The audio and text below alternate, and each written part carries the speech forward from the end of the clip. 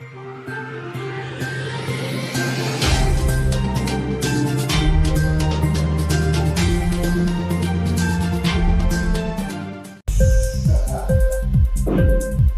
TV prime time news కి స్వాగతం.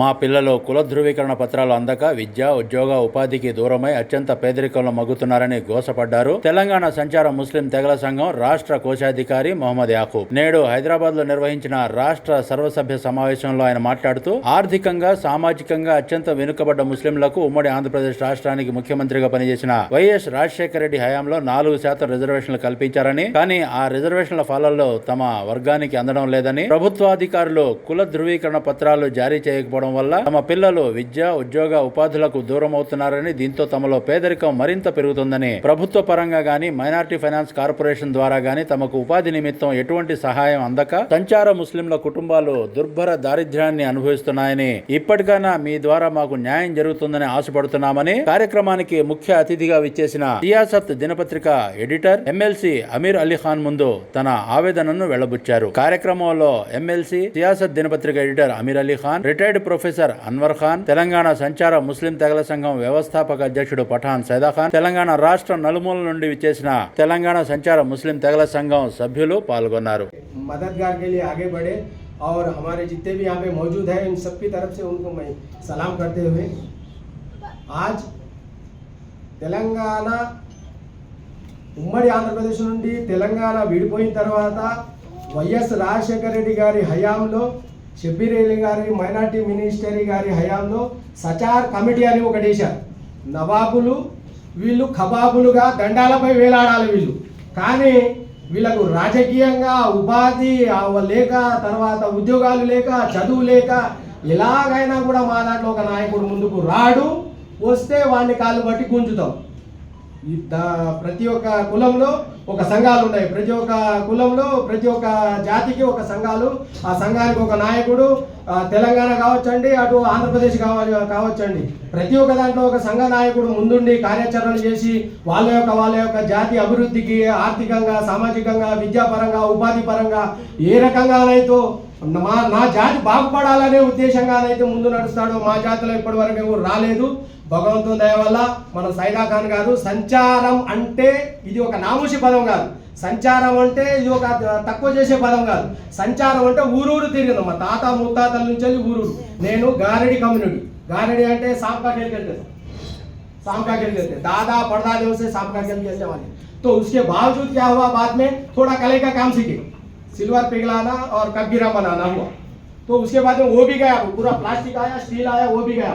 अब वो कुछ भी नहीं है. अब सांप खेले तो फॉरेस्ट वाले पकड़ लेके चले जाते, केस क्या है नाम मोहम्मद याकूब, चलो निकल जाते. और वो रीचा वाले तो इतना ऐसा, तो वो बंद हो जाने के बाद में मंगे खाएंगे तो अरे क्या, अरे अट्टा कट्टा है तू मंगे खाता क्या, तो ये काम कर ऐसा. तो జాతక కుల సర్టిఫికెట్ల కోసం మనం వెళ్ళామా, ఒక మంగళవారం అడిగారు నీకు కటింగ్ చేయ వస్తుందా, మంగళ సర్టిఫికేట్ ఇచ్చేస్తారు. ఒక గౌడ్లైన అడిగారు నీకు తాడు ఎక్కువ వస్తుందా, బీసీ సర్టిఫికేట్ ఇస్తారు. अब हजारों को उनका पेशा नहीं पूछते, कलालों को झाट तेरे को ताड़ का झाट चढ़ के सिंधी डालता क्या बोल उसको नहीं पूछते. अब ऐसी है चप्पल सीधे क्या बोल उसको नहीं पूछते. तो कुमार है हंडी बनाने आता क्या बोल, सब लोगों को बनाने आता. अपन गए ना सचार कमेटी में 14 कुमार है और इनमें कोई पढ़ा नहीं है, बिल्कुल पढ़े से पढ़ाई को दूर है. अब 8-10 पढ़ाना और खुला बेचना, वो काम करना, ये काम करना, कौन सा क्या काम करना, जिंदगी हो गया. तो एमआरओ के पास गए तो राजशेखर रेड्डी के पास जाओ जी, उन्होंने बनाया ना सचार कमेटी निवेदिका, उनके पास जाओ, नहीं तो तुम्हारे शब्बीर अली के पास जाओ. एक एमआरओ भी आज तक एक सर्टिफिकेट देने का नहीं मालूम सर. आगे इंक्वायरी करो बोले तो भी नहीं करते सर. तो हमारे बावजूद इसमें तकलीफ क्या है बोले तो सर्टिफिकेट नहीं रहने की वजह से हमारे बच्चे पढ़ाई को दूर हो जाए. अगर चाहे पढ़े ना 4% रिजर्वेशन, 50 में दोनों को नौकरियां देना, तो 50 में दोनों को नौकरियां देना, तो BCE में 14 तबकों में मुसलमानों में गरीब आए. अब माइनॉरिटी फाइनेंस कारपोरेशन वो कब लगाया, रामाराव लगाया होगा वो तमिलनाडु से अलग करके, वहाँ पे लब्बे का एक माइनॉरिटी कारपोरेशन रहने के बावजूद और उन्हें लगाया. इसमें क्या बोला, सिखों को, पारसियों को, क्रिश्चियों को, जैनों को, बुद्धिस्टों को, सबको, उसमें मुसलमानों को 6 कम्युनिटियों को मिला के माइनॉरिटी कारपोरेशन लगाया.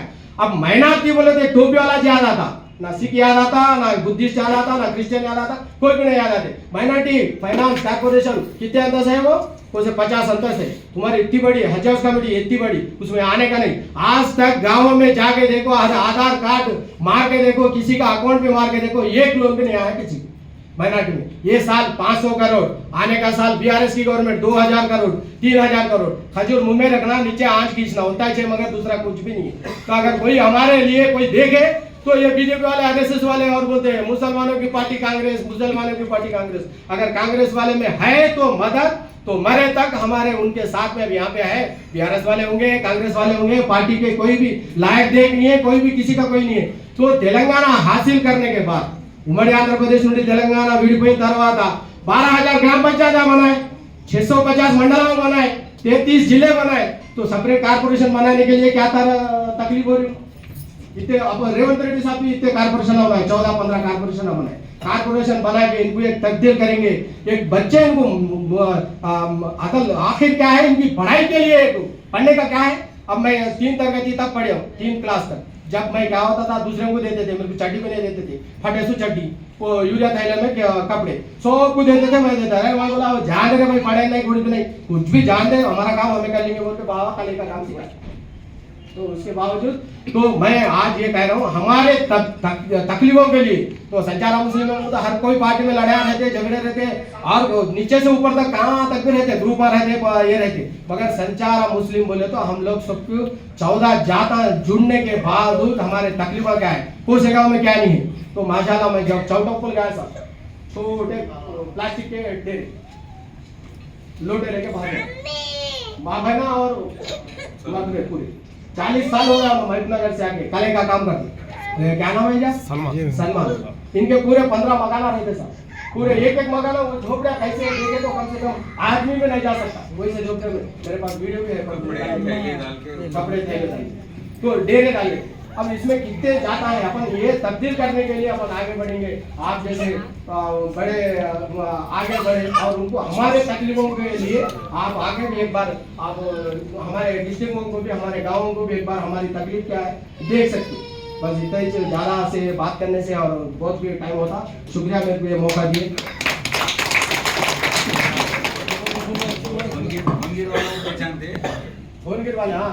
ఇంక్లాబ్ టీవీ వీడియోలు మీకు నచ్చినట్లయితే లైక్ చేయండి, షేర్ చేయండి, కమెంట్ చేయడం మర్చిపోకండి. సబ్స్క్రైబ్ చేయని వాళ్ళు వెంటనే సబ్స్క్రైబ్ చేసుకోండి. మా వీడియోలు మీరు వెంటనే చూడాలనుకుంటే కింద ఉన్న గంట సింబల్ని గట్టిగా కొట్టండి.